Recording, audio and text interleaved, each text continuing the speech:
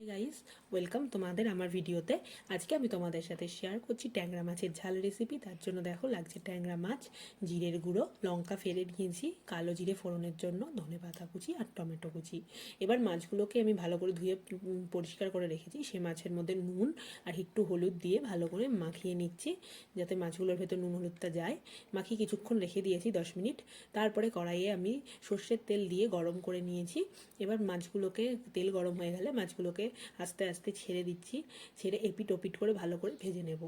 ভালো করে ভেজে তুলে নিয়েছি। এরপর দেখো সেই তেলে আমি কালো জিরে আর শুকনো লঙ্কা ফোড়ন দিয়েছি। ফোড়ন দিয়ে আমি ভালো করে একটুখানি ভাজা ভাজা করে নেব। তারপর আমি এই মধ্যে দিয়ে দেবো টমেটো কুচিগুলো। টমেটো কুচিগুলো দিয়ে ভালো করে নাড়াচাড়া করে তারপরে আমি এই টমেটোগুলোকে তাতে তাড়াতাড়ি নরম করার জন্য আমি এর মধ্যে দিয়ে দেবো একটু নুন আর দিয়ে দেবো একটু হলুদ। তারপরে ভালো করে একটু নাড়াচাড়া করে নেব।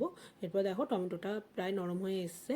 এরপরে আমি এর মধ্যে দিয়ে দেবো জিরের গুঁড়োটা দিয়ে একটুখানি জল দিয়ে দিচ্ছি, যাতে মশলাটা পুড়ে না যায়। এরপর একটু নাড়াচাড়া করে নেব যতক্ষণে মশলা থেকে তেল ছাড়ে।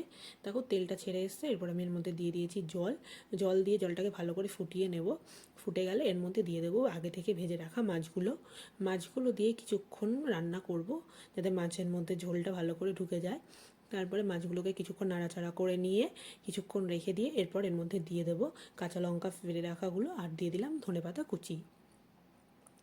এরপর এগুলো দিয়ে ভালো করে একটু নাড়াচাড়া করে আবার কিছুক্ষণ ধরে রান্না করে নিলেই রেডি আমাদের ট্যাংরা মাছের ঝাল।